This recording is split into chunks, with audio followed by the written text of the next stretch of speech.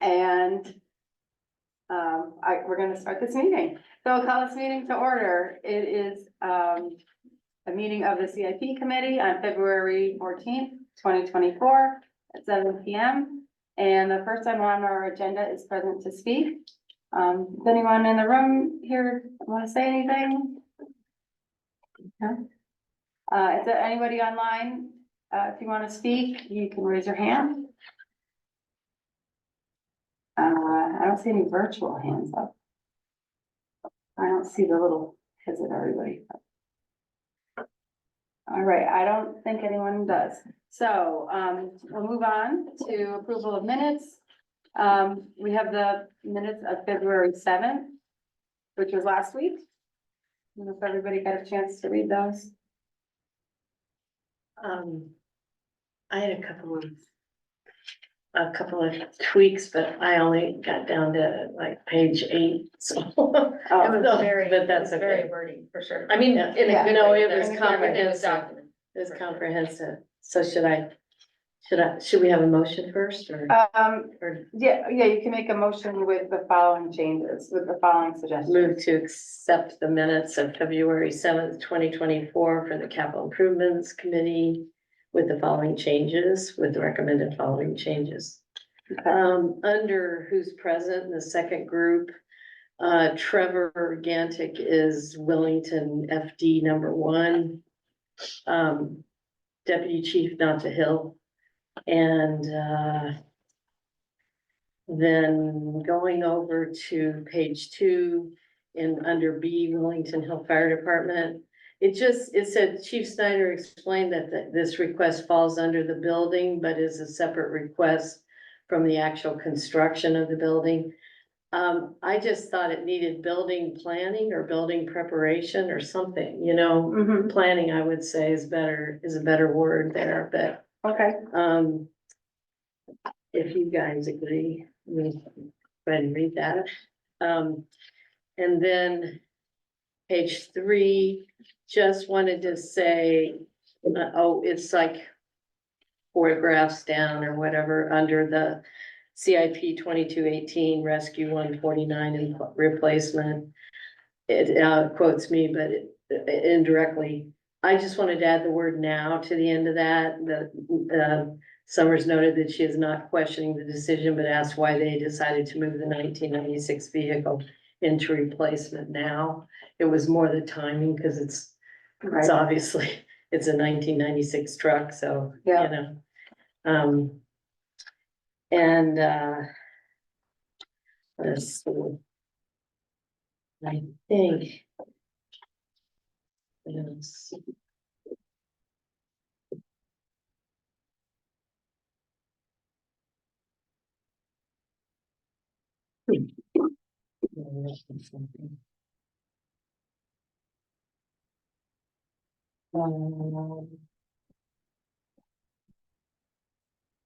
Oh yeah, I'm sorry, I missed page 4.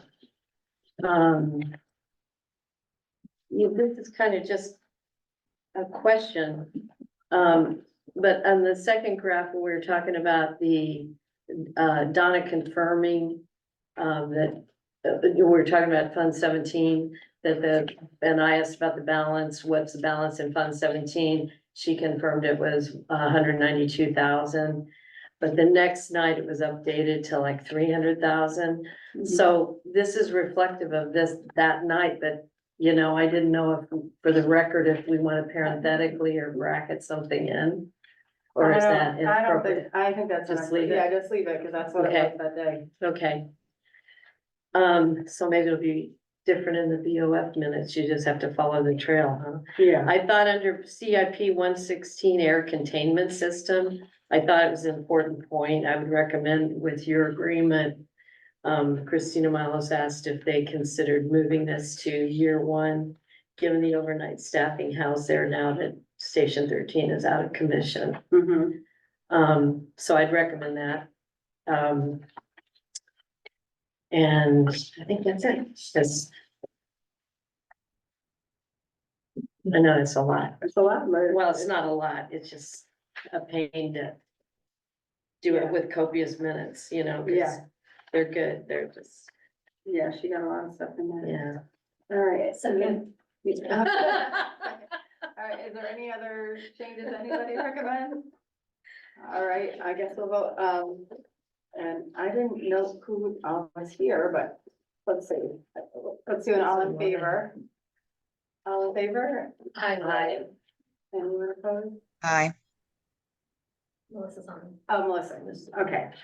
On hybrid, don't we have to take, roll call every time? Yeah, I mean, we're a committee, we're not really, Okay, we don't have to but split hairs. I don't think so. Who is on though, just so we know? Melissa. Melissa's the only one, and Pete. And Pete, yeah, There's nothing. And I'm an I. okay. And Jen, Only when it's not unanimous. Hmm? When it's unanimous, no roll calls needed. If it's not unanimous. Okay, okay. All right, so that brings us to project presentations by department, and we have the board of ed here. Yeah, can you, if you go on, because I'm sure I can't share, Yeah, right next to that little carrot right there. the share. No, there's another one. Whoops. Close that. Close it. See the little carrot, the small carrot over there? Yeah. Yeah, click that. Advanced sharing options. All participants who can share, that'd be me, come down to the middle, right there. Right Yeah. there. Click that, Uh-huh, and then who can share, start sharing, the whole phone, yeah, good, perfect. Yeah. Now I should be able to, how do I get that off of there? magic, Okay, beautiful. all right. Okay, so, thanks for being here. I made you copies of, because I saw Christina's email about the 655 pages it was gonna be. So we did something a little bit different tonight. Typically, you already have the spreadsheet I gave you last week, that has all the Board of Ed projects on it for Center and Hall School. And we put more detail into this document than we did what's online, honestly, because you can't have the pictures online. So we made a printout for you, it's front and back, we did some test runs today with Donna in the business office, like, what can you actually read without making 6,000 copies, because it is long. I will fly through the projects for you, because I think the majority of your time probably you want to talk about is year one. And there is overlap, so I'll start this, the first group is center school. All right, and you can see on the first page, the priority, which we've already talked about, roof replacement, solar panels, chimney repointing, repair, the HVAC piece, and the plumbing work. So that's really the priority for year one. When you get down to the first project, the entrance, into center school, the bus stairs, they've been repaired over time, but they're, seeing some significant wear. So that's something that is on the list to be repaired or replaced. It would depend on what the contractor would say. But the crumbling sections have, and I don't think it's crumbling concrete, it's just this age, water getting infiltrated. that's just like the front door or the side door? Right where the bus stairs are, so the main parking lot, when you walk up those stairs where the buses park, Yeah, the main well, it's not really the main entrance to the office, it's the side entrance where that's from the that's, parking lot, yeah. okay, thanks. Where all our students end up. The paved upper parking lot, this has been one that's on for some time. Especially now, it's a good time to drive through that parking lot when they plow it. All of the chunks, of the stuff that they've put down does come up. It is packed down. They've done a good job with that lot. But long term, if the funding is there, we could go get a permit through the town to do the parking. The reason I think it was not done in the beginning was because the amount of asphalt for space was over the town amount, but you could get a permit to do that. And it's probably the right thing to do from a drainage perspective, especially for neighbors. Because right now what runoff is not very controlled, and you can see the sidewalk there floods at the bottom. So when we get a heavy rain, it's just, the kids get dropped off there, that's where they walk into. While you're on that, Yeah. is it okay if I ask something? Yeah. because, you know, because I'm in a butter and actually I was really in favor of doing the way that the approach that you did before, you know, that it not, the non-impermeable surface kind of option. Yeah. I realize it's not that easy to maintain in any way, you know, no stripes and Right. all that stuff. So, but we did have like, you know, a lot of drainage events once there was paving up at the school overall, so after not having any. So I don't know, I'm a little nervous about it, I kind of want to believe what you're saying. But as far as just getting a permit, I think it's still gotta have some care because, Oh, yeah, it's got to go through the town You know, process for yeah. sure. The drainage is a big part of that. Because you can't just pave it without thinking about the drainage portion of it. right, so what would be different since that was. Where you're Wanna be running water right ameliorating now, Steps, yeah, because you've got the big, you know, paved lot, you know, on the lower level. so the So- big change up top would be, I mean, when you plow pavement, it's not taking a chunk of pavement, well, unless it's all school parking lot, but it's not taking a chunk of pavement with you. Whereas this stuff, it is, you just continue to scrape, so the angles change, and so you might have good water flow into that little side runoff area Mhm. one year, and then you don't anymore because it's been plowed. Which makes sense, but you'd have to continually put, what's the millings, you'd have to continually put down millings and. Okay. Which way does the water flow now out of that parking lot? Does it go So back it down really the whole flows towards the, away from the road towards the corner, so which is like, right here. If you can see that, so the little runoff, what On the we'll call back. pond is right here. And so the flow of water really goes this way. And then this is a hill right here, so it goes down the hill, but we get it all down the sidewalk and it runs down. Troy is pitched up for us, where the sidewalk, where it starts to go down to the steps, he's made a little hump there for us to try and divert the water. If the heavy rains, it's just, you look at this, the walkway, and that's what it looks like, so. It's not perfect, again, is it a huge priority? There's projects that are bigger priority, but it's on the list. So. Thanks. Obviously, the fifth one is a biggie, the roof replacement, that is the sections that need to be. It shows all the sections in there that needs to be done, it's everything basically except for the upper roof, which is now 10 years old.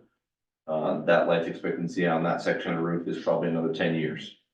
So it'd be everything except for that upper section of roof. We all been down that road, we know that section. The solar panels, this is a Verplank School in Manchester. The Office of School Construction suggests doing solar when you do a roofing project. If you do them at the same time, you can get the reimbursement. Solar does not qualify for the OSCGR reimbursement if you do it at a separate time. So that's an important thing. I mentioned that last week.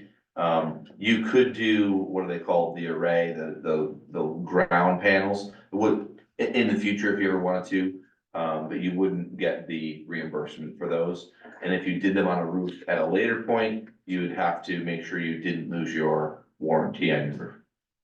I don't think OSCGR would be very happy about that. So there's the solar panels, some of these prices, like we put $500,000 on your sheet from last week. There'd have to be a study on that. The chimney repair repointing, this is a big priority. This is one that for I think the board that has to be in July 1 for us. We have non-lapsing money set aside right now to do this project. However, I have a $500,000 shortfall in special education that we're facing right now, and so we have a frozen budget, and if I can take all of that non-lapsing fund back and apply it to special education, that takes a big chunk off the board's plate as far as where we are budget wise, which is why this is important to be in there. It could be part of the $1 million, obviously. But we prefer not to use the non-lapsing fund to do it. So that's why it's in here. The interior, you see the CES classroom, that is the interior wall. It looks way better now. But for whatever reason, it's having an issue that's the inside of the chimney wall. So it's now been scraped and all the plaster's off of it and no mold, it's all been tested. But the chimney needs to be taken care of. The brick repointing, this is straight out of the Fryer report. You can see the pictures that I took from the bus entrance, that's just examples that it's all of the building like that, there's certain sections. Just sample photos on the right, so like what's it look like before, and then once you repoint, what's it look like afterwards? So it's on there. That price is a Fryer study price. Brick repointing is super, super expensive, and both buildings need it. The canopies is kind of like one of those, year 5 projects, like it's something that, should be done, coverage over your sidewalks, entering the building, especially coming off of buses. That's just a sample of what it could be. It's not necessarily what we are suggesting, but there's something that really should be thought out long-term, for accessing. That there is probably a want and not a need, but it's something that should be thought of long-term. The window replacement in the upper wing, these are all single pane windows. They are, probably have, caulk in them that on the exterior that needs to be, taken from a contamination standpoint. So there's gonna be some environmental cleanup on those windows. This is one of those odd OSCGR projects that, what qualifies and what doesn't. Some of this project qualifies for reimbursement and some of it does not. So the materials do not, the labor costs are reimbursable. How they came to figure that one out is beyond me, but that's just the way things are, and that's what's in the statute. This is one of the items that, having a board member who's in the HVAC business right now, mentioned that when we start talking about ventilation, we may wanna do this sooner than later. Because if you're gonna do measurements inside and talk about a proper balancing of fresh air intake and whatnot. Well, if you have old windows and you do that, it's not gonna work. You need to probably do the windows first. And so we would try and align the timing of those things. That's just the upper wing, front and back though. Wow, that's been on so long too, hasn't it? Yes, many years. Yeah. This is the window replacement. This is out of the Fryer report. The one thing that we're unsure, so we've been replacing glass. When we have budget funds at the end of the year, we've probably been doing this since I was a principal. The window on the right is an example of a fogged window, where the gas is getting, and it just bothered me. So we would have Manchester Glass come and replace those window panes. We're in decent shape right now. All of the windows at Center School on the lower wing, not the upper wing, were caulked this summer. So they have a good, and you can see it in that picture, all the way around, all the vents, they're all re-caulked. So I'm kind of waiting for the new facility study to come in to say, no, you really don't need to do your windows over because you've been replacing the glass, or we'll see what they say. Because obviously it's just been the glass that's been replaced, it's not the actual frame of the unit. But it's, at least you can see in and out of those windows, and they are caulked. The HVAC piece here, and there's multiple kind of overlap in the next few. The owner's project manager and evaluation is tied together. To apply for the HVAC grant, we have to do an evaluation. It's required. And there's probably gonna be some engineering work that has to happen as part of that process. Really to figure out what's the best avenue forward. You can't just stick a rooftop unit on without knowing if your roof can support it. So those are things that are important in the evaluation process. And then what you have and what space you have in your ceilings or don't have in your ceilings. All that's part of it, and the owner's project manager would help manage that process. RFPs, bringing in bidders, things like that, and then the cost of the evaluation is built into that price as well. Obviously, air conditioning would be part of that HVAC process. It's the next line down. The original submission was for air conditioning in the upper wing. It's really, we just need to tie it all together. Cause there's several things in this that would be taken out if you do the HVAC, if it's comprehensive. If it's just piecemeal, some of these items would stay. And we did find the legislation is talking about 68 to 80 degrees. That is what they're talking about for future requirements.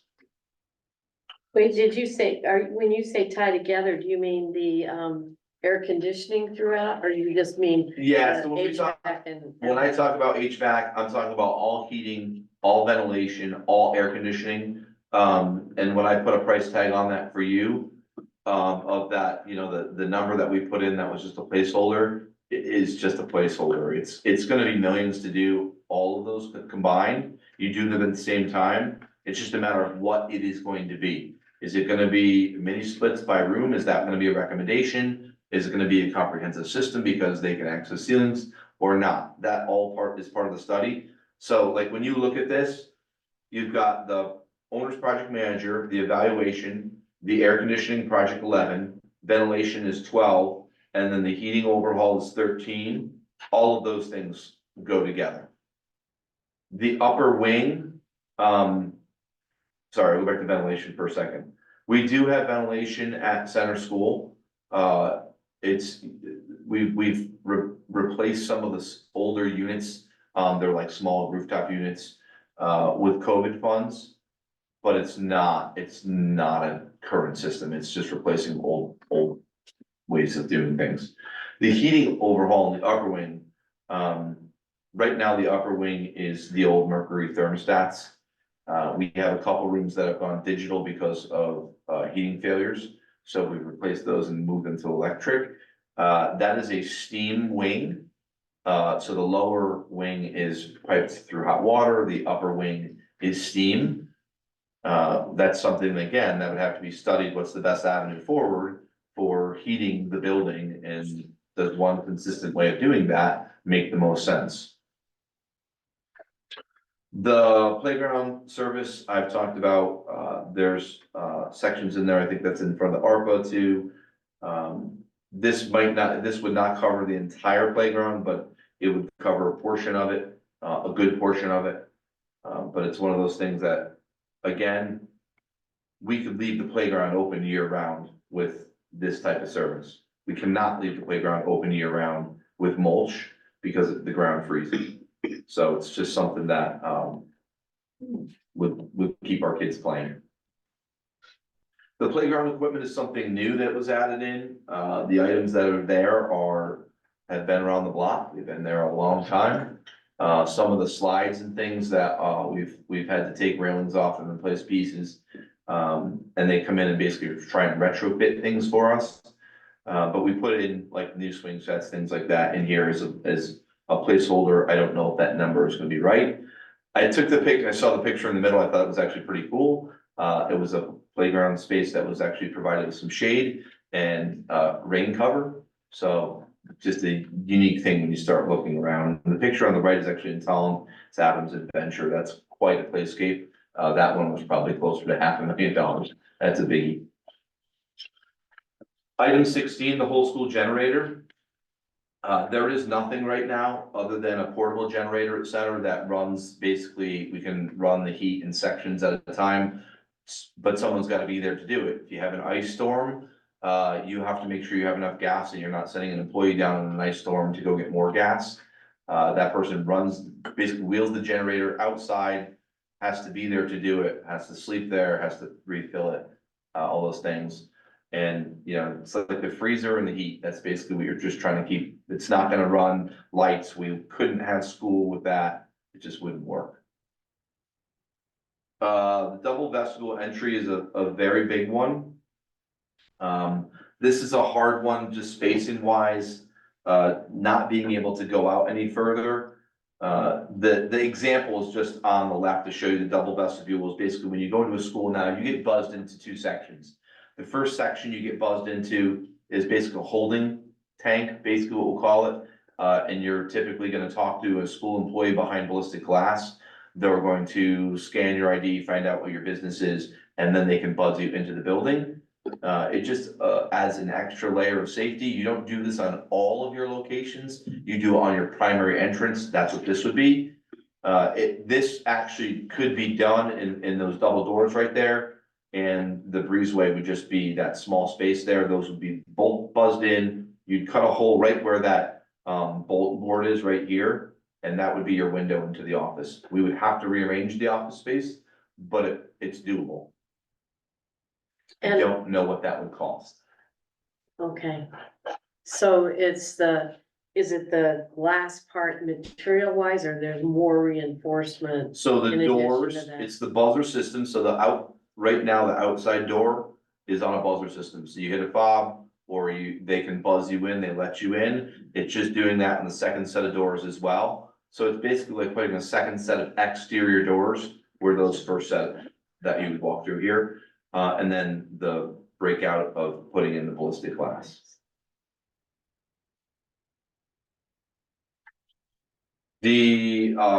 This is kind of a combined system.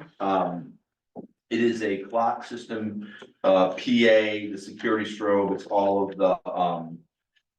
of the security items, so. When you go to a school now, typically, you would see some sort of security alarm on the outside. That would either say lockdown, or if you see a lockdown strobe, if it's going, the school's in lockdown, you're aware of that. There's also stuff internal that's done on messages. Right now, we are on, a clock system that is very outdated, and they are battery operated, a lot of them, and when the time changes, they go around and they change them manually. And the PA system in certain areas is not loud enough, it needs to be done. This is something that is, important on the list again from a school security perspective. The classroom shades seem like not a CIP item, but they are so ridiculously expensive because they have to be fire retardant. And these are probably original to what's been there. We've replaced a couple, and there were thousands, when you start replacing a couple at a time. Yeah, I'm sorry to interrupt you. Can you just go back to the clock? yes, Is that also part of your security to school?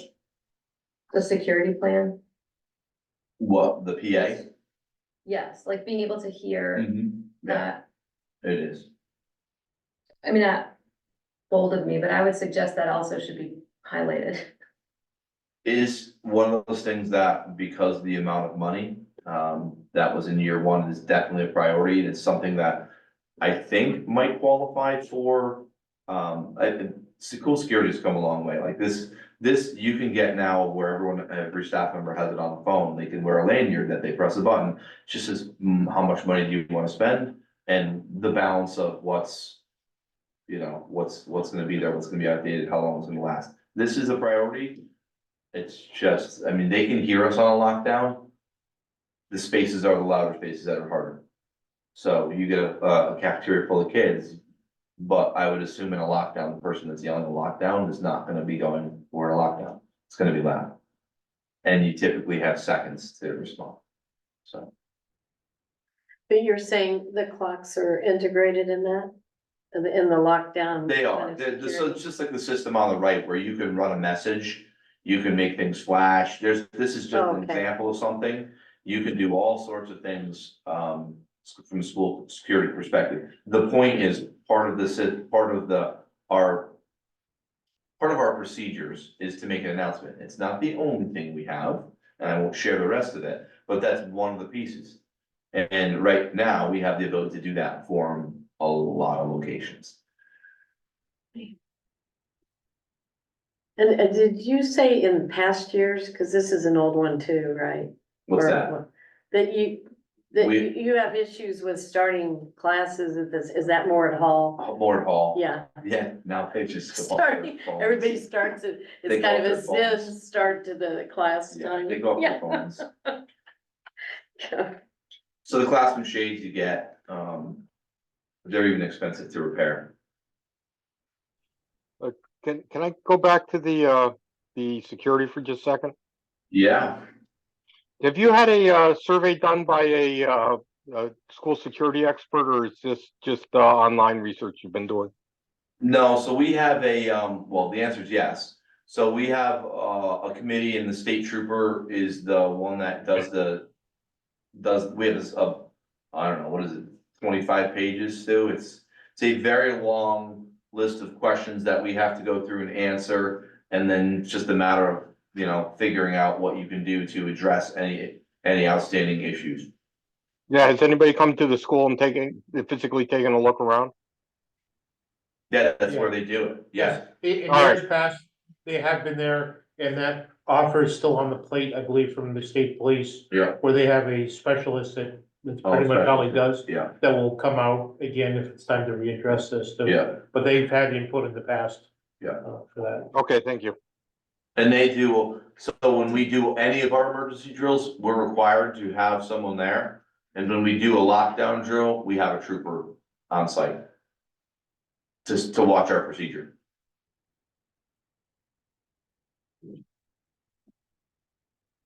I'm gonna have to go back to security one more time. Maybe. Okay, fire protection is something that's in the fire report. This is the, sprinkler system, there's nothing like that at either building right now. And you have wood trusses at center. I think there's a lot of wood actually in the upper section of Hall as well. Can I ask a question about that? Mhm.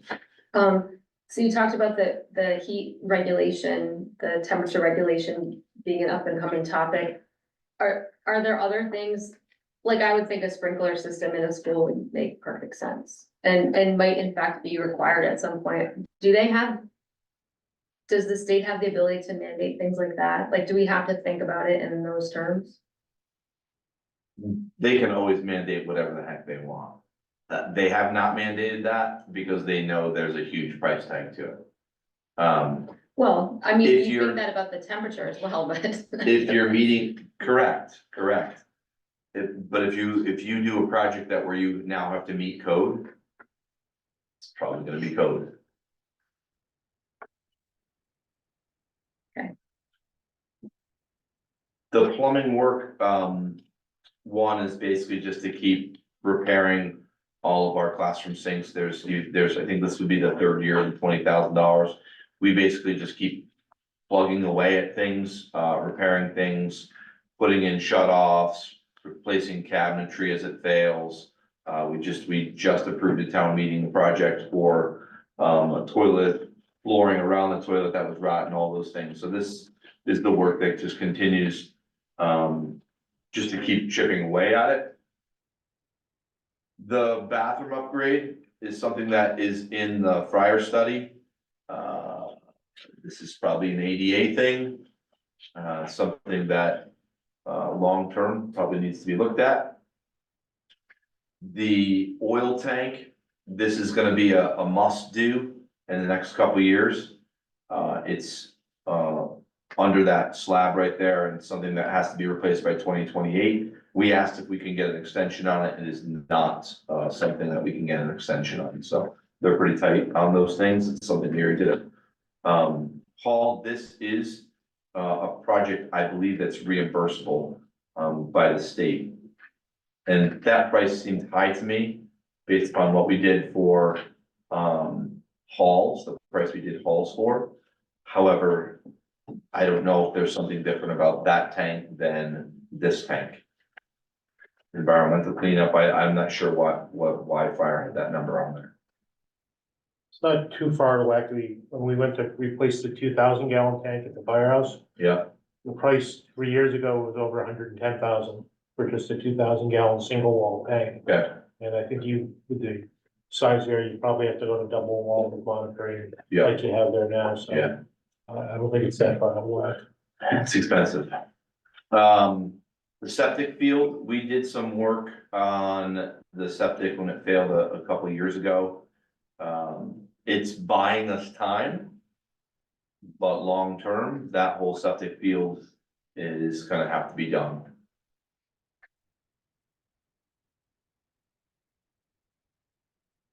The entrance doors for ADA, all of those push button things where it'll swing open, you can do it off of a fob. This is something that was in the prior study, all of those, just to make sure we have ADA with handles and poles and all those things. And then project 26, that building bump out, this is a biggie. I don't have a really good solution for this, other than tell you that it's probably gonna be very, very expensive. I've had a couple people that are in this business look at this, you'd have to either make your stairwell going up there narrower, which probably is not such a good thing considering it's the main stairway into the upper wing and we have people crossing. Or you have to blow out to this area right here, which is on the right side of the wall. So the lift literally used to look like what's on the left picture. And you'd roll a wheelchair into it, you'd close the gate, it'd bring you up and you'd drive off onto the floor there. They blocked up the top section here, so this didn't used to exist. And now this is all blocked up. But to get the proper width, you've gotta, if you blow out to the right, you lose offices. And you would block off 3 offices. We looked at potentially not doing a lift and doing a ramp. The distance that you have to go out to come back it's very, very long. And so just trying to come up with a solution there, but I'd never seen the exterior lift before from a school security perspective. I'm not so sure I love it. But it was a different idea for something that I had not seen, and is there a way we could do something like that? But there is no way into that upper wing for someone in a wheelchair without going outside right now. That is the only way they can get into the upper wing.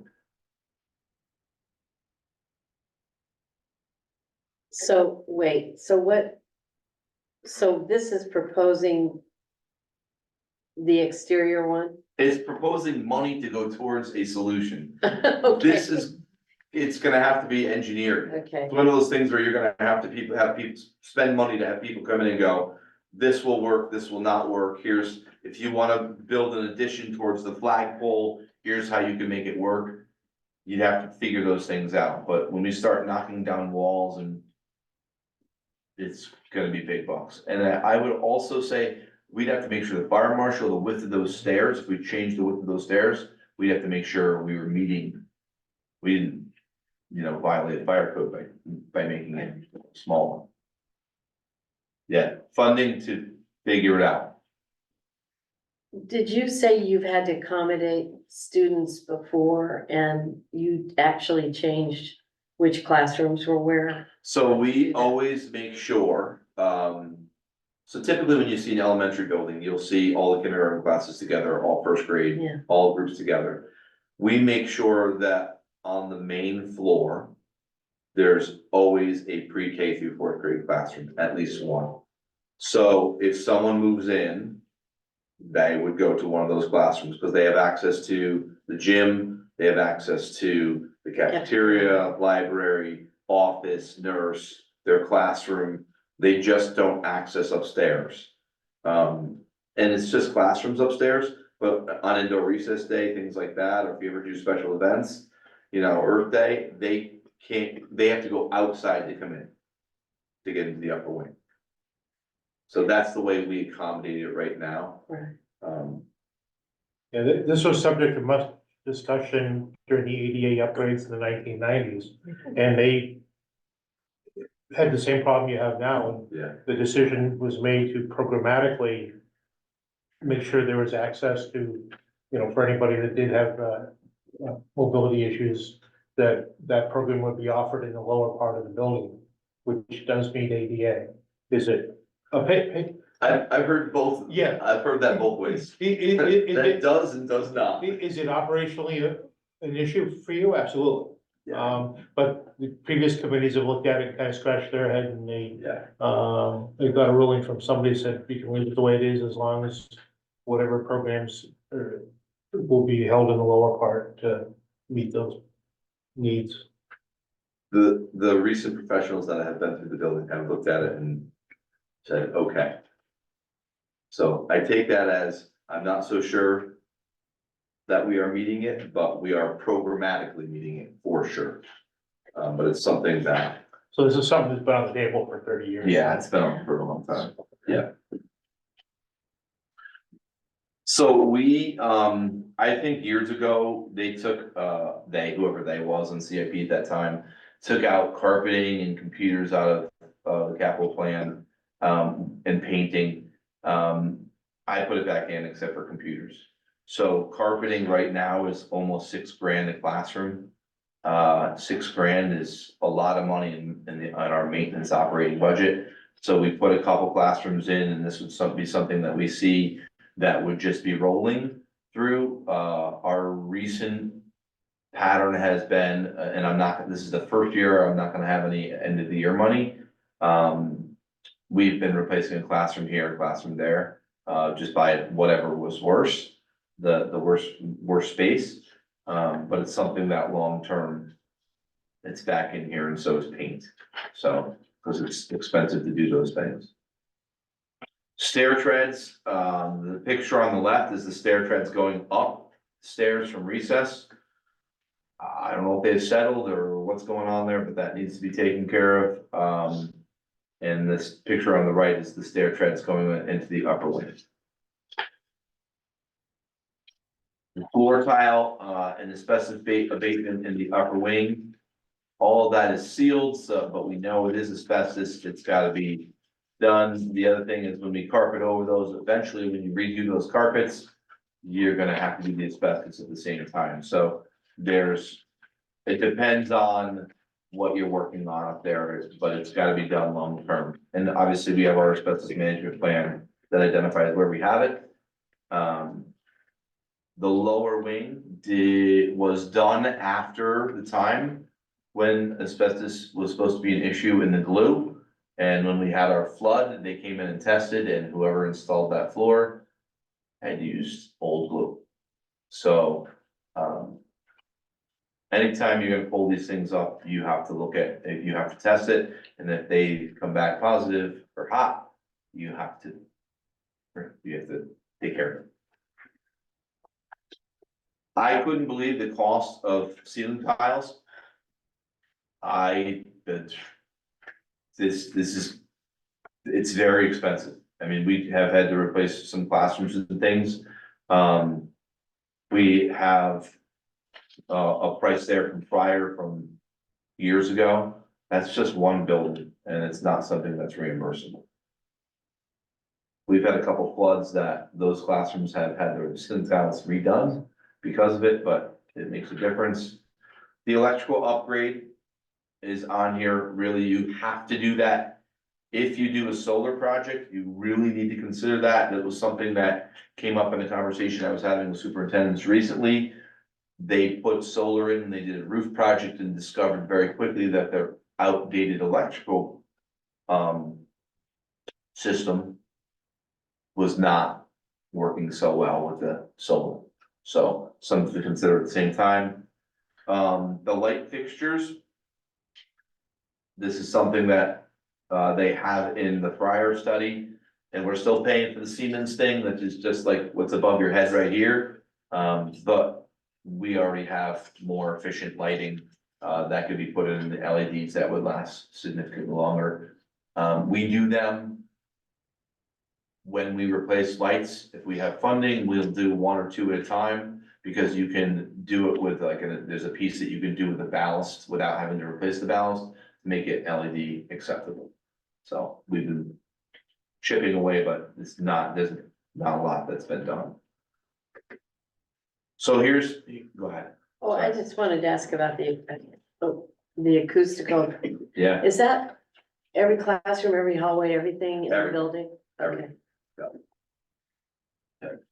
So you're gonna see a lot of repetition here. The one thing before I move in the hall that I'll say is this is the Phil Stevens, Lisa Cushing, Matt Jensen, Steve Foligno, Mary Kate Shaughnessy's list.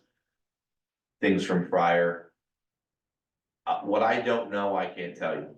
So yes, there's more items than there were in the past on here, but there may be more that's needed in here, and that's where, as QA&M we're expecting to have the facility study report back from them and at our March, Board of Ed meeting.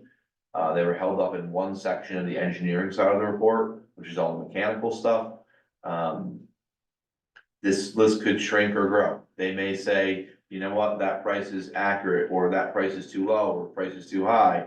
They may say you're missing 15 critical projects, or here's how you can lump them together. So we'll see what happens, but. Same thing at Hall as far as priorities, the HVAC, ventilation, the roof, solar panels, plumbing work. I have already explained the HVAC piece, it's the same concept in Hall. The ventilation is the same.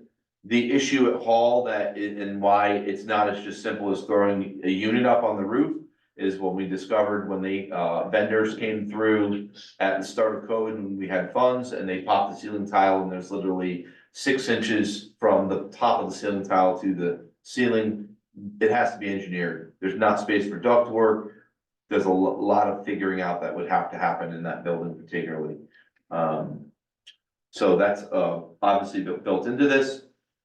The air conditioning is the same thing. It's built into that. The library is separated out at this point in time, but if you do AC in the whole building, you would take the library off its current system, which needs to be replaced anyways, and you put it all into one system. Same thing, air handling units would all be part of this, that's in there. The unit ventilators would be all part of this. So you can see HVAC, boiler, part of the HVAC. So when we say we need to look at the system as a whole and why the price tag is so expensive, those are the reasons. We did replace one of the boilers already. This is the other boiler. There's 2 boilers that run Hall School. This is the second boiler that would need to be replaced. So How there's a old's big the other one? 2020. It was done in 2020. Here's a new one. Steve Foligno and I were walking out of Hall one day and we started looking at the front steps and noticed there's like little gaps where settling has occurred over time. The brick on the sides is the mortar is failing. This is just to get someone to come out and look at this has been a nightmare. I don't know how big this job is. And what I'll tell you is the slabs of what I think are, help me, what's the stone? Granite? The granite, the slabs of granite are reusable, right? But they all have to come out, and I think you have to redo the whole base and then put them back in. But there are sections that are like this. It's a huge job, and of course, the columns sit on the granite. And so this is something that it's the front of the building, it's, needs to be taken care of. That could be big money. It's there. This is the ramp on the side of the building. We have, the section that you see there. We actually had Public Works come out. I think we had rented a concrete saw, cut a big section out, make some concrete ourselves with, Public Works and the maintenance crew, and repaired a section. It is holding very well. What I'll tell you is we're probably gonna do another section, just because the amount of money it costs to repair it. If it buys us that much more time, it's worth it. But that whole ramp is gonna have to be redone, and from feedback I got from professionals walking that is that does not meet ADA. I was gonna say, it looks like it would be really tough to use it. Even after all I that. can't tell you if it meets it or not, but just feedback I've heard. So it's something that's where kids get dropped off and where they walk in the morning, so. The parking lots, there are some gaps that are the width of your foot in the cracks. We had professionals come through Hall School's parking lot and say, I don't know why you bother chip sealing this, because it's not gonna do anything. It is beyond that. They've said that you need to rip the whole thing up and start anew. We're not losing chunks and plows yet, but it's that parking lot, both front and back need to be redone. And if that's done, I guarantee that, especially from QA&M, there's probably gonna be a recommendation for some sort of, rerouting of buses.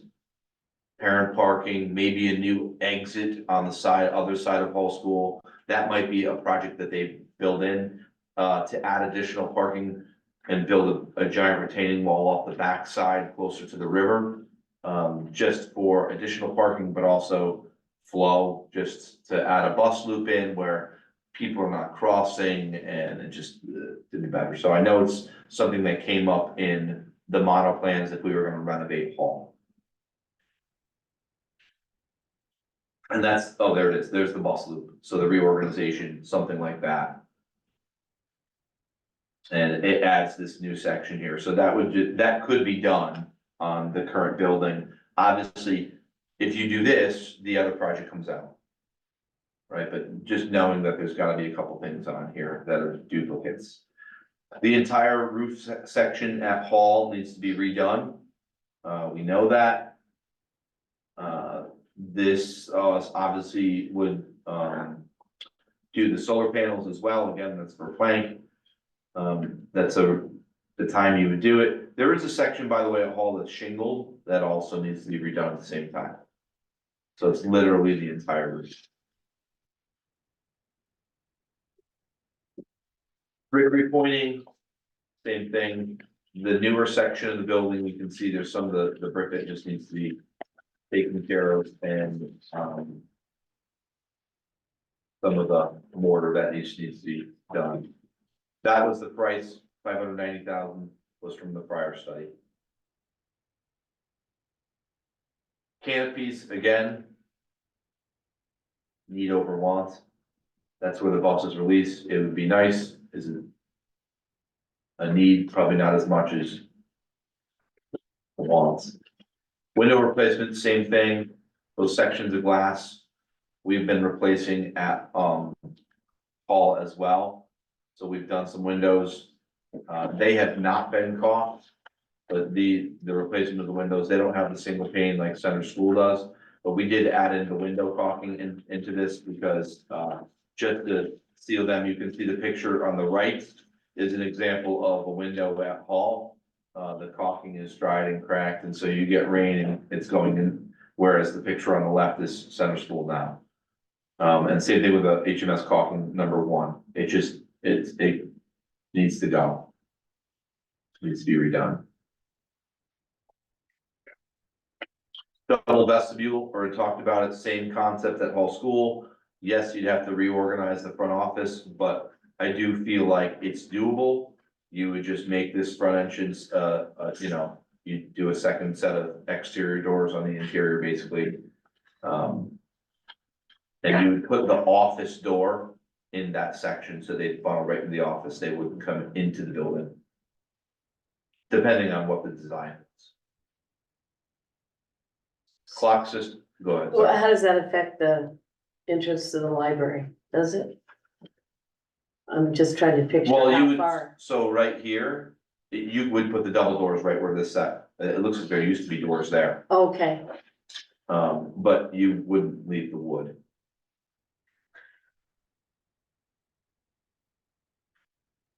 The clock system, same concept as centers. It makes sense if you're gonna do one school, you do both at the same time, so you put them in at the same time. Classroom shades, same concept.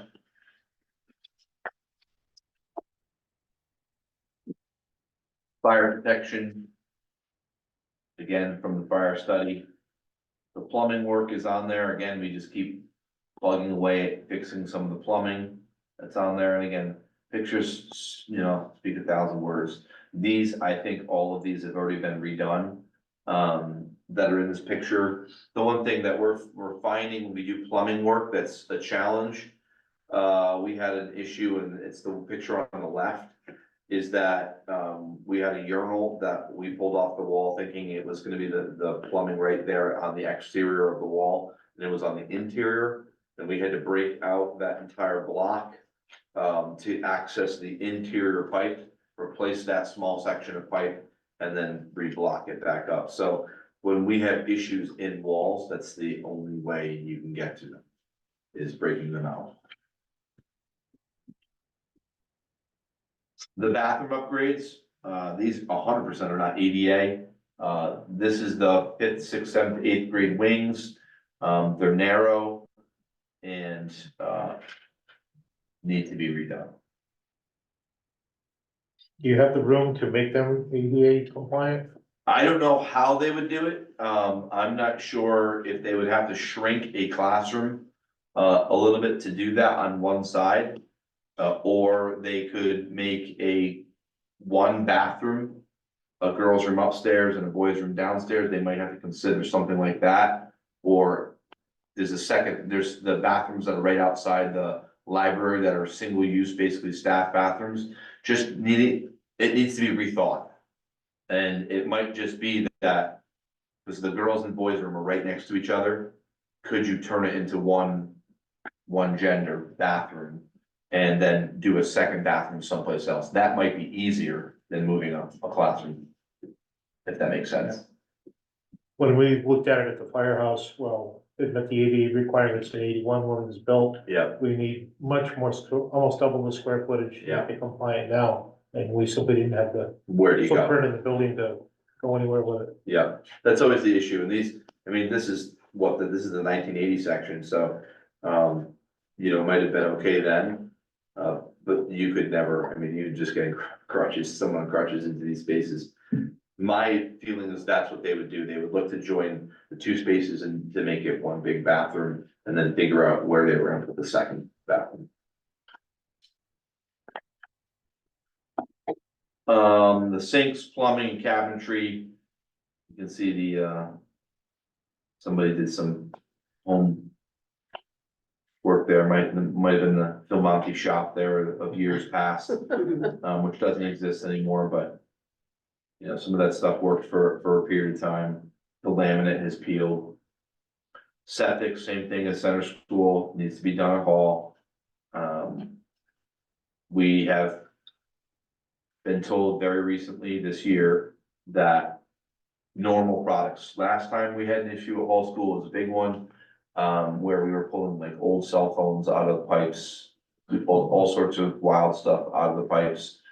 Now it's just typical products, and because the pipes are rusting, anything that goes down is snagging. And as things snag and it just builds up, we just have to keep flushing them, so, we're on warning, so says the septic company, for, timeliness on this replacement. Borrowed time, I believe, is what we were told. The elevator modernization, this says 151,000 plus. Basically, you can do this in two parts, or you can do one part. One part is basically just the motor and the mechanics of the elevator that get upgraded, or you do the motor and the mechanics, and you also do the box, meaning the area that you're standing in. So they'd have to evaluate that and look at the box and say, no, you put some new lighting in, you're good to go. The 151 does not include the box. You're in the 300,000 plus range if you include the box. But mechanicals and everything, long-term needs to be done. The tile floor replacement, there are sections that obviously, just like at center, that need asbestos abatement. And the tile floor needs to be done. We've done a bunch of stair treads with end of the year funds in areas that did not have asbestos. And they look great. And so I think there's one section left. Added carpet in, yes, that is still a current carpet. That is the old school orange from probably 1980. I don't know. It's, I think, the last one. But those are things where we have carpets that, if we can replace a couple every year, makes sense. Paint, there's a lot of spaces that need professional painting, that need scaffolding to come in, to do that painting, high spaces. We've try and do classroom as it, depending on what we, timing of the summer project. But it's hard because when we have a couple guys painting, it slows everything down. And I didn't just go around and take pictures of the worst things, like there's things like this all over that just need to be painted. Center school's in better, position than all schools to paint. The gym curtain that comes down, quite frankly, we don't bring it down right now because we're nervous about what's gonna happen if we bring it down. And then it won't go back up. I would say you could consider removing it and not replacing it, because we just don't have the student body right now to, we don't split classes in half. So when I say low priority, it's a low priority for that reason. When you have two teachers teaching at the same time, that's where the curtain was really critical. We don't have that right now. If they're teaching at the same time, it's typically one's doing a health and one's doing a PE, they're not in the same space. But it is something that if long-term, because you could always put a new curtain in down the road if you ever remove this one, but something that needs to be taken care of with the other. Could I just ask about that? Yeah, Because we've been at a nadir as far as, intramural sports go for the last few years. But we have a new Parks and Rec guy and he's Parks and Rec and he's, he's considering he's gonna try to revitalize that and Yeah. things have opened up more since the pandemic. So is that, and also I'm kind of asking for an old fashioned, Title IX reason. Does that cut down on practice systems that are for sports in the schools now? so they If you do rotate, that? they rotate, I mean, you can't have two basketball practices in there at the same time. Yeah, Unless they're running together with one coach.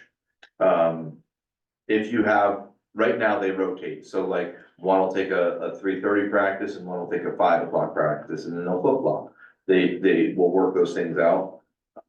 Would it be nice to have our kids practice at 2:45 right after school and Yeah. be in the same space and drop a curtain? Sure. Is it also nice to play on the rims that cause you only have one rim for the game type hoop? That's what you could use it for. Again, we're making do with the way it's at. But that would absolutely allow you to do that. If Jimmy wanted to run two programs at the same time in the gym, one's line dancing and one's basketball practice, it'd be really loud in there. But it would take that, curtain to come down. The locker replacements on here, I'll be honest, again, low priority in my opinion. We're not, kids don't change for PE like they used to, but we need to do something about what's there. Is it nice to have lockers for our student athletes when they come in with a backpack on the front of their body, a backpack on the back of their body, another book bag, like they look like they're moving in, they need a space to put their equipment. The suggestion is to put lockers in can actually fit the stuff for athletics, when they come in with their soccer bag or their baseball equipment for the day and it's not, sitting in the hallway someplace or. Right now, they just sit on the floor in there, I think, and lock the door. Ceiling tiles. The picture on the top left, when they did the light project years ago with Siemens, they took down the lights. And you can see where the old light strip was, right down the middle. And that's what the ceiling tiles look like. Again, huge money. For ceiling tiles. Are they gonna replace the grid network that holds the tiles up as It well? would be part of it, yeah, it would be part of it. And sometimes what they'll do is if if the grid is in good condition, they'll paint the grid. They'll just so it's not as bad, but they have to make sure the grid is in good condition to be able to do that. So we've done a section ourselves, where they actually pulled all the stained ceiling tiles down and actually sprayed it, it looks fantastic. And then they they had some old ceiling tiles they had to put up and it looked terrible because the grid looked great. It was like glowing and the tiles terrible. So you gotta do both at the same time. Electrical upgrade, same thing. light fixtures, look at the number price tag that Fryer had on for light fixtures. Yikes. That would be more of the LED stuff. We left the whole school generator on here. These things are supposed to run for a long time, but the current unit only has 565 hours on it. We do pay for the maintenance on it. We share that cost with the town. I think it's okay. It might not be in your 5-year plan, but we talk about a 10-year plan. This is gonna have to be monitored, because at some point, you can't get parts for older things, and that's my fear. So it's on here, I just don't know if it's realistic. And then the library, the plaster repair.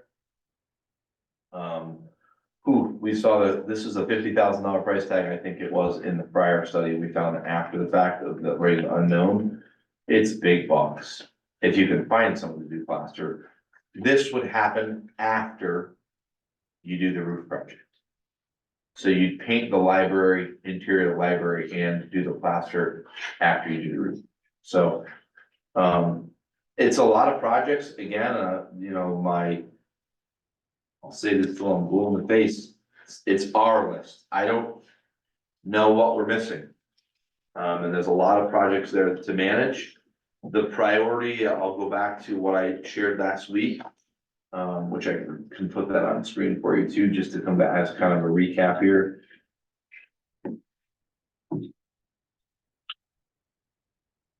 So the Board of Ed is requesting a minimum of 1.5 million.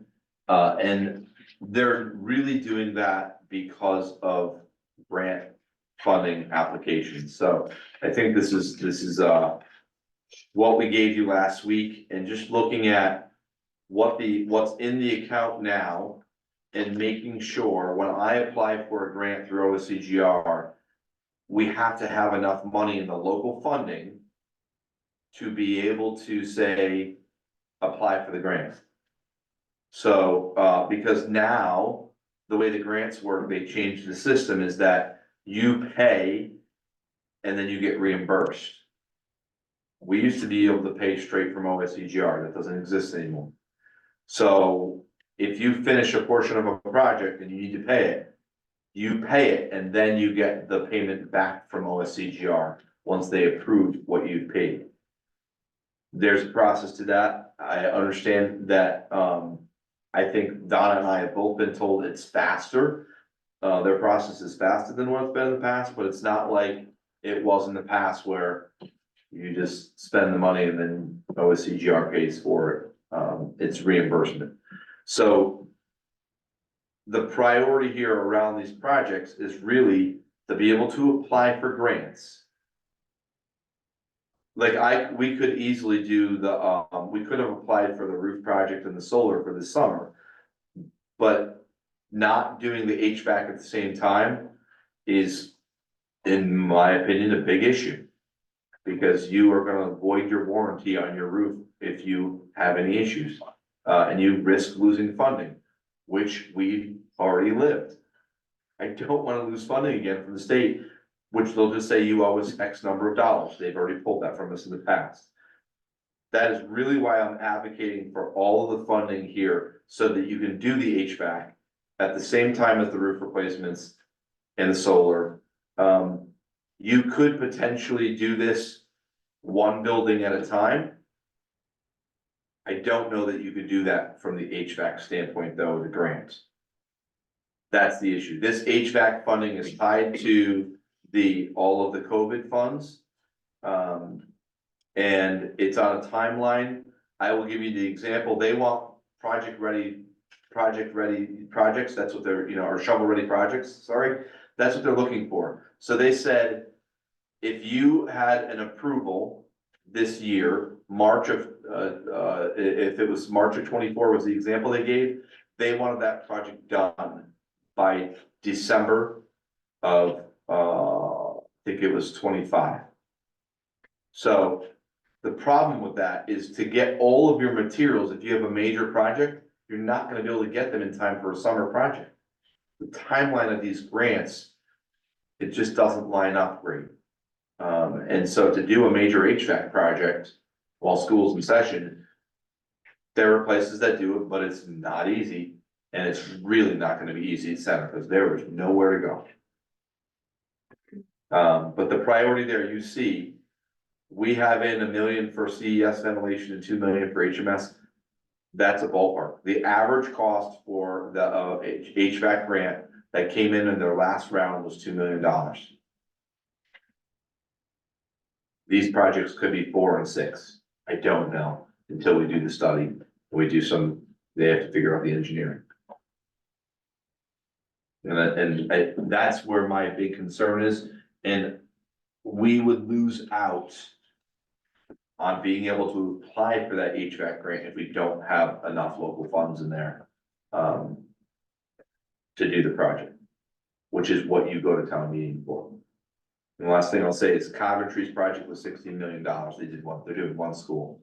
And the superintendent there, Dave Patron, said, we're not even getting to everything. It doesn't even cover the entire building. And their project is 16 million. 16, 16, and that was a high school? yes. So why I'm trying to look at calculations between the two buildings together. 100,000 is not unheard of to be, for high school, 120. I'm not sure the size of his building. It also depends on what you have for space and accessibility. I think what's gonna happen is if you don't put enough money in, and 1.5, I'm just gonna be blunt, 1.5 might not be enough. If you don't put 1.5 in, you can automatically say something's not gonna happen. Like you'd probably just rule out and just, the Board of Ed would make a decision and say, we just take the solar off, let's start there. And just focus on roof replacements and HVAC. And 1.5 is enough to do one school, or what, to put aside for both? So you'd have about $2.5 million. And this with the $1 and $2 million estimates is 2.3. Which is why I'm saying, like, in the grand scheme of a buffer, there's not much of it in these projects. If the projects are over $1 million and $2 million, you don't have enough money. And that's why I say, if the challenge of this is, Don and I have gone back and forth with this, like, how much money is now the time to bond? You just bond a big amount for school projects. So that you do have enough money, because if they take HVAC off the table and no longer is there and it's not reimbursable anymore, you're paying 100% of that. Right. Right now, they're willing to pay 63%. So they say. So, but you would need to appropriate 6.2 million or 6.3 million. To get to the 2 point. Like before it's reimbursed. I think when you budget, Donna, right, you don't budget the full amount, you budget the amount that the town is gonna have to pay, correct? Yes. So that's how we budget, and so I think the column on the right is what you would budget, the 2.3 million. Okay. But you already have $1 million in there. Yeah. For the life of me, I was thinking about this before we came in. I don't know if Brianna remembers, we've already spent a little bit of that money. What did we spend it on? Oh, the study. Study. Gosh, Yeah. that was like, couldn't get that. So 30,000, I think, is gone. Of the $1 million. Yeah. But again, I was talking about like, hey, the windows at the same time as the ventilation.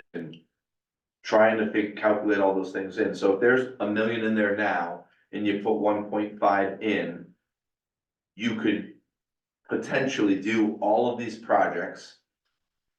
And depending on what the professional recommendation is, there's a chance that you could do the roofs in the summer of 25.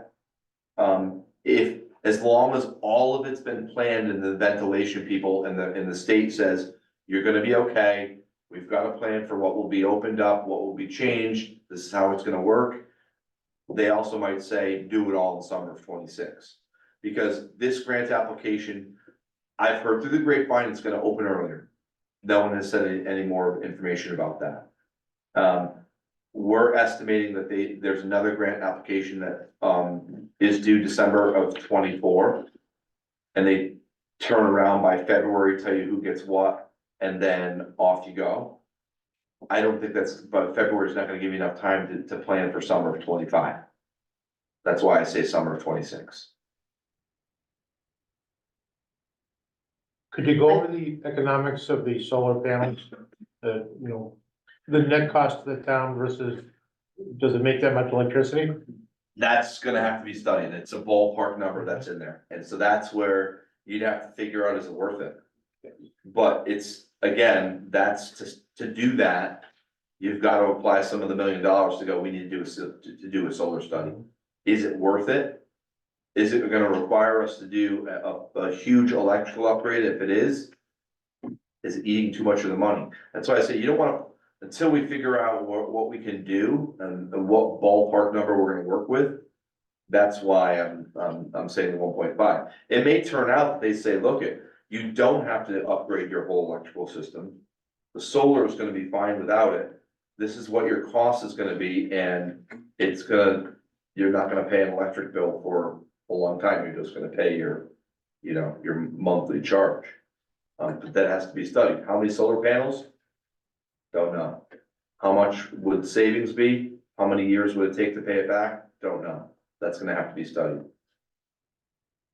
Which I think is typical, right? Yeah. The solar study. And do you have to worry about this sort of,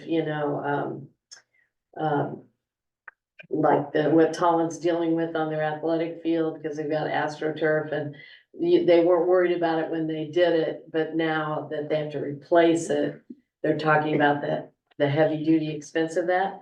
Is there the same impact on when the roof has to be done again? That with solar panels on, it's That's why like you tie them together. So that way, when you do both your of them project are again, replaced, okay.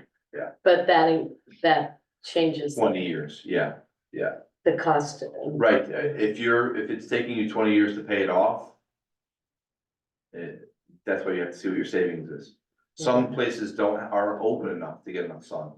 I'm not quite sure Center School, the way the trees are and the way the building is set, is gonna get enough sun. Hall School, I think, is gonna not be an issue. Because it's a lot more open, but that's why a solar study would have to happen first. But you don't do the study if you're gonna take the solar out of the plan. Does that make sense? Yeah. If you're gonna leave it in the plan, you plan on 2.3 million, and I think the study is part of the 500,000. That's on for CES.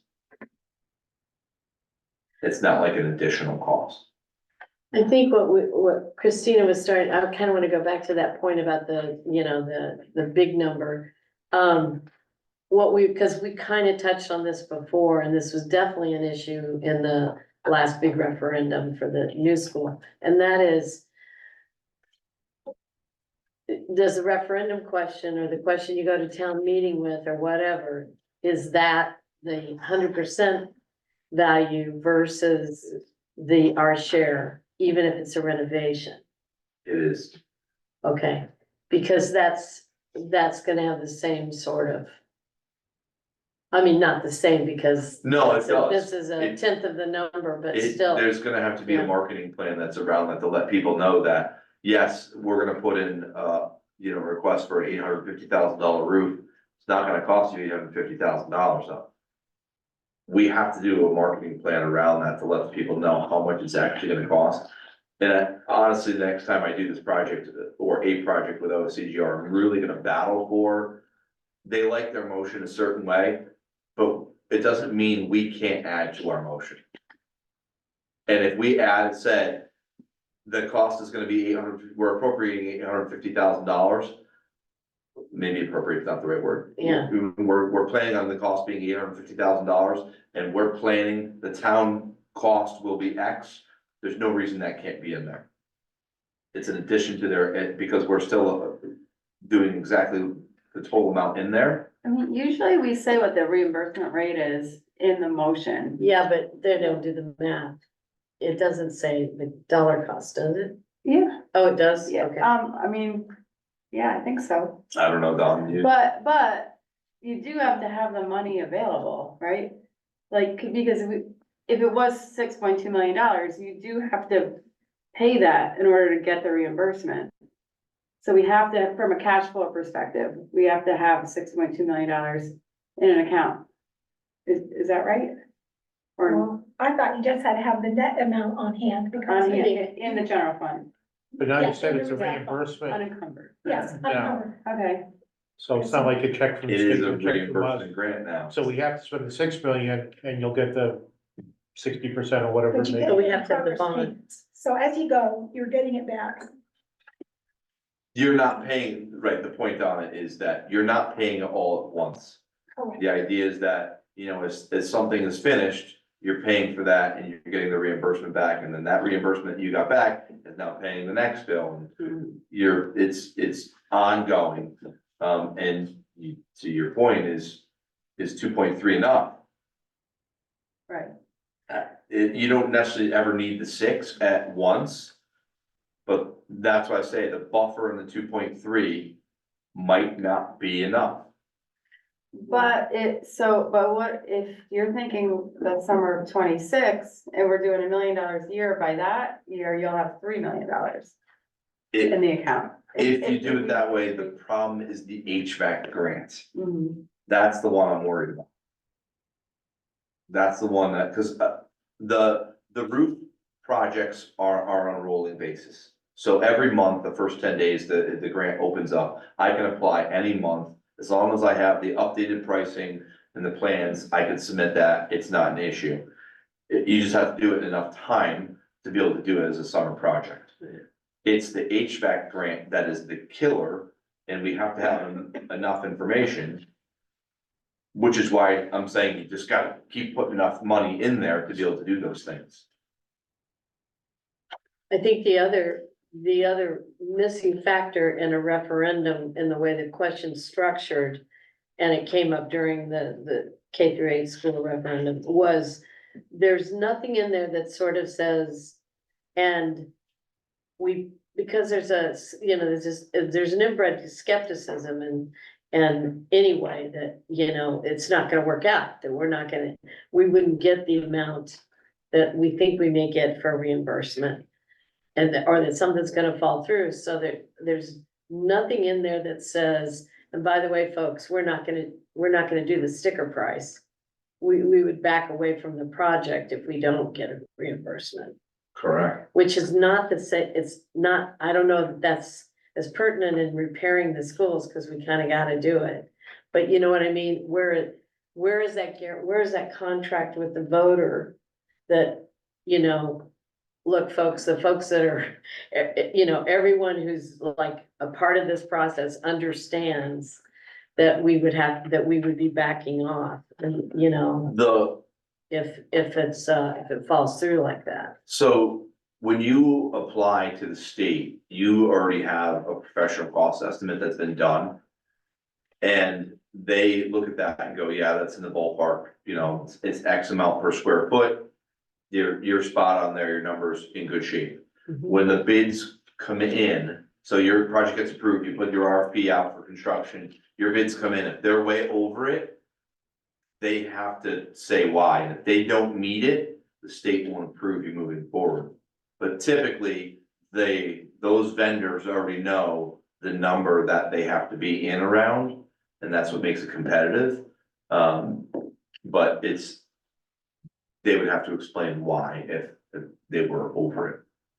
Like if you were open the roof up in the whole deck, if the whole deck was rotten and you had to replace everything, you're adding more money. If you have a small section, it's within your, soft costs. But if it's a huge section, that's gonna get eaten up in your soft costs. So there are some unknowns. That's construction. And the other 60 or so projects between the two schools, are the bulk of those required to be done during break? Where the students are not in place? Example, the septic tank and the oil tank and the vestibule, so on and so on. Are you limited to non-school hours, so to speak, to, do those? No, not necessarily. Like, we did a lot of septic work while we were in school.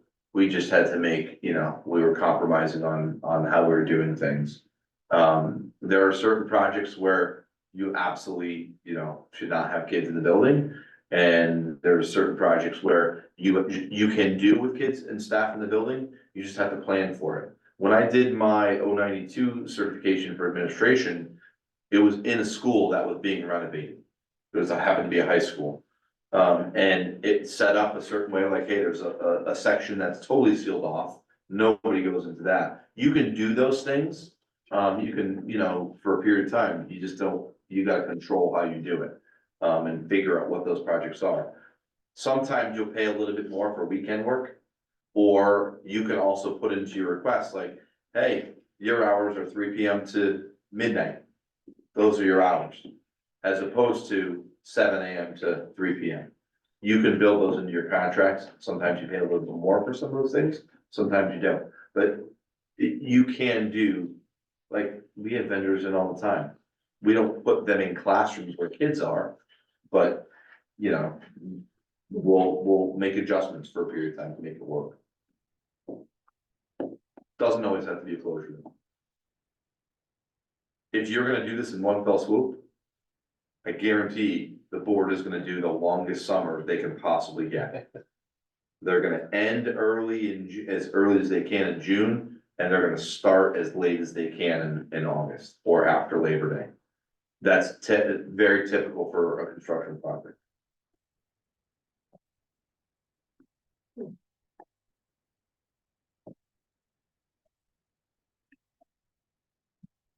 So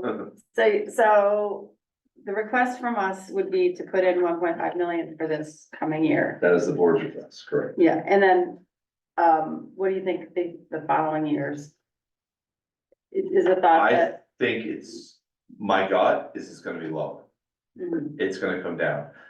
The huge, unless there's some projects that state says you have to, right, that you get stuck on, those are the harder ones, but these are by far the biggest issues. And I think that I think from the standpoint of cost, unless you start doing major structural changes to do bathrooms or an operational lift, I don't think it's 1.5 after that. okay, There's a bunch of smaller projects that you could do, it's just, and what about bonding for just all of it?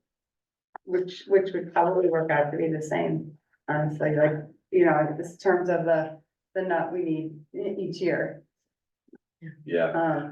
That's the biggest piece is and again, Don and I have had this conversation of what makes the most sense. I would not wanna answer the bonding question until I see what QA&M comes back with about cost. Simply because it may make sense. We were going round and around, like, how much, when we get to this dollar amount, is really where we need to start talking about bonding. Is it $2 million? Is that hit to the taxpayer in 1 year, just, we can't do that, it's too much money. Then you start looking at a bond at that point, and then the conversation John and I were having, where if you bond 2 million, and then you bond another 5 million, the fees on all of these things just add up, and you're almost wasting money.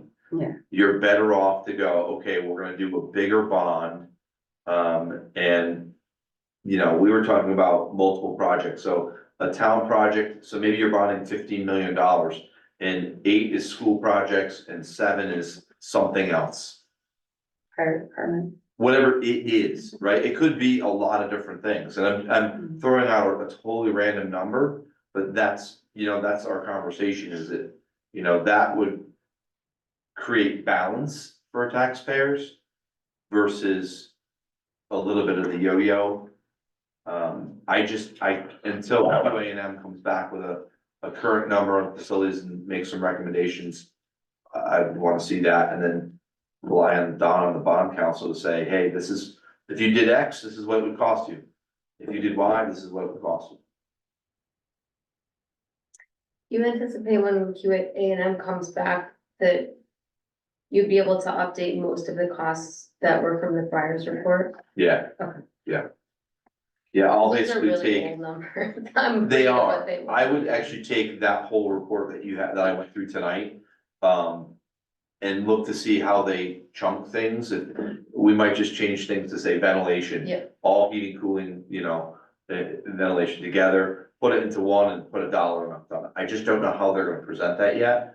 And then are there things that they remove, or the things that they, that are not there that we have to add? Just making that adjustment. That's why the timing of this with CIP and budgeting is not great. Yeah. But we also wouldn't do everything in one fell swoop anyways. I'm just really worried about the cost of ventilation. I really am. I have a feeling it's gonna be big bucks. And is that mostly because they're as old as they are, the buildings? Or is that? There's absolutely no ventilation in the 5th and 6th and 7th and 8th grade wings.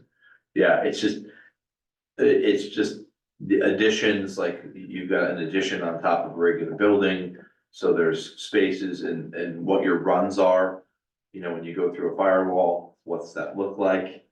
The faces on the people when we remove the ceiling tiles at Hall, because the space is so small, it limits what you can do. Totally changes what you can do. So, that's why I say it's gonna have to be engineered. And I'd love to move faster on it, but I wanna make sure the funding is there to be able to apply that. All right. Any other questions? Any questions? Right, well, Melissa, yeah, Melissa. Yes. I don't have any questions, sorry. Okay. All right. That's all we have on our agenda then. If I get any updated pricing, I'll give you what I have as soon as we have it. I don't think I have an issue sharing it with the board at the same time I share it with the committee, just if it helps you in budgeting and kind of long-term planning. I'll send it off to you. Okay. All right. Well, thank you. Thanks, Bill. All right, I think we can entertain a motion. Could I just ask a question? There was a question at present to speak last time. I don't think we ever addressed it, not that we can address every question, but it was to the tune of how does the CIP board committee see the plan to amp up $1 million plus Oh, right. for the subsequent years, Yep, like this year, we can know, we plan for it. And so, yeah. So I So, just wonder if we should discuss that a little. yeah, so we did put $1 million in each of the 5 years last year. So it's now, it's a CIP plan's adjusted, that $1 million is sort of built in. If we increase it, that's an increase to the CIP. But if we keep it the same, it wouldn't, necessarily impact or make a percentage change to or anything. So, But one of the ideas is to, that we should maybe increase it because the group of expenses, capital needs that we know of is so great. right, You know, so, yeah, we can't stand still really without considering right. doing So that. I would say, to accommodate this request for 1.5 million, that's an increase. Yeah, I was gonna recommend anyway that we increase it by 250,000 each year, to ramp it up, because that's really what it was meant to be. This time last year, we didn't know what was gonna be, but it was the shock absorber plan to, Right. you know, sort of take the edge off of what would be coming in a few years. So, you know, we have to look at the whole big spreadsheet next.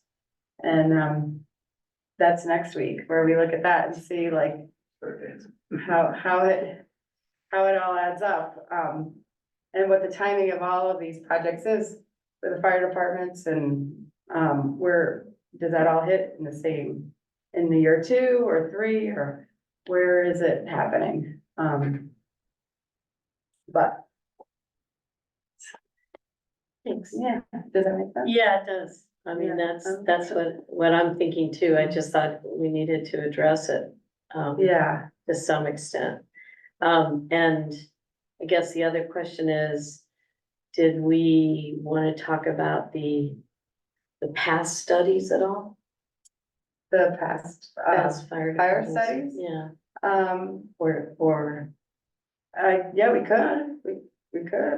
I mean, I don't know if I didn't really have a chance to go real deep into it, but I didn't know if anyone, if maybe we're not really prepared to discuss it, but Yeah, we should probably just, there's always been whenever we talk about the fire departments and the myriad issues and 2 big projects that need to be coordinated in a careful way. We talk about, oh, well, it's been studied to death and the studies are, you know, telling us the same thing. So we've gotten some of the older studies to look at. I think, the thing we were talking about, the new thing that we kind of want to make sure of is that there's a real understanding of the in-town calls and where the density of them are, or what, you know, how they're spread out, and time of day, who answers them, that kind of thing, which I think is the one that was proposed right before the election, and then we sort of dropped, the Board of Selectmen were discussing that, but they didn't move on it. And then there was a changing of the guard, so that's the one that's sort of up in the air about what's gonna happen. Mhm. That's Yeah. my understanding, and Yeah, I feel like there's still a void of information that the older studies weren't focusing on. yeah, But, and that's. and they're all older studies too, so. I mean, they're gonna have to make the case to us and the town, and that's all part of it, I think. All that story, all that information, how it all comes together. It's not our job to figure that out. I don't think. I don't know. It's our job I think the case needs to be made to us. And then we need to figure out how to pay for it. I think that was the conversation that I wanted to have last week, where I don't know a lot about the fire stuff, but I do want to advocate for what is best for the town, and I need to know that I'm doing that Right, and having all the information. right, right. So. Yeah. I don't know. And the other issue, I'm just putting this out just because, you know, we've talked about it before, and everybody says it at some point when they're at their most frustrated, and we all kind of agree on it. The engine to move ahead a longer term planning, part of our hard infrastructure. And, you know, in the planning for the town, you know, that 5 years isn't enough. And that, you know, we've got to have a longer look. Even though we have really old buildings that are in decline now. So that we have a lot of stuff we can't put off. But we have a lot of older buildings, but meanwhile, do we recommend it to the selectmen to put in place a long-term planning, you know, a strategic planning group? Because CIP is advisory to the selectmen, it's not really a strategic planning group. No, And I know the EDC is wanting to do a strategic plan, but of course, that's for their part of the whole, and they would be, you know, crucial to have you know, in a seat on a strategic planning meeting for the whole town, but it's also not all economic development. It's the whole nut that we need to get our hands around as a town. And it's, you know, it's a big organizational thing to do. I think there's a certain energy for it though, because we're all kind of like trying to put the pieces together. Kind of feel like the jigsaw pieces are missing and we got this big puzzle, you know? So, and we're not finding out till we've invested a lot of time in those, putting those pieces in the puzzle. Yeah. So, I'm just putting that on the table for, to dream about and to maybe have a discussion, maybe after our process or Mhm. something that maybe have a, you know, an extra meeting at some point that people could do it and talk about it as a recommendation. How would we go about doing that? Mm-hmm. Cause I think we're looking 5 years out, maybe we're the ones to sort of nudge 10 or 20 years out, you know? Well, I think as a part of our recommendation, like, our job is an advisory board to the select board, so if we give them, you know, our recommendations of budgetary stuff. And then make also that recommendation that could carry us through more years, Right. it could help us to. You know, have these more informed conversations than, you know, 5 years out, we'll just start taking stuff off the plan because we can't afford it. Well, that's doesn't really jive with what we're supposed to be doing. Right. Right, so, yeah, it's definitely a need. Yep. You've noticed that really fast. Yeah. Yes, Yeah, so now we need to stick to the plans that we come up with. well, that's the thing, part of the strategic planning is Yeah. like strategizing about how to stick to it. Yeah, that's the hard part. And, you know, a plan is a plan, of course, you know, a strategic plan, you could think something makes a whole lot of sense 10 or 15 years out, and then the town changes in some way, or some big player comes to town or something like that. As far as the economic development side, things change and, you know, then you change your plan. Mm-hmm. That's cool. Right, it should be a dynamic, once you start talking about strategic planning, you think about all these like, I don't know, old people sitting in a room talking about stuff that doesn't matter, but like, I think it should be like a real live, you know, dynamic, looking at the demographics and all of the stuff that might change and change your strategy for your plan. Mm-hmm. Yeah. Thanks for suffering me. Oh, no, Right, that no, we can definitely recommend that. And even find funding for it. 5 years out. Yeah. Anything else?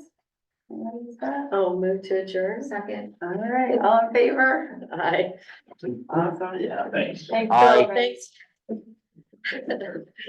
Bill, thanks for your continuing good graces.